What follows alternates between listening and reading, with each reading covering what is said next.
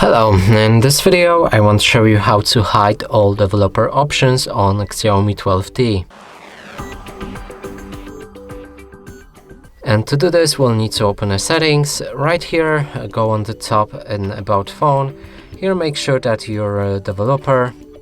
Next is to scroll down and find developer settings, open additional settings, and right here on the bottom we can find developer settings.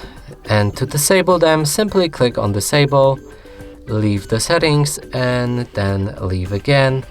Here, if we go on top and About Phone and click on the email again, we will need to again perform the option to get into developer mode.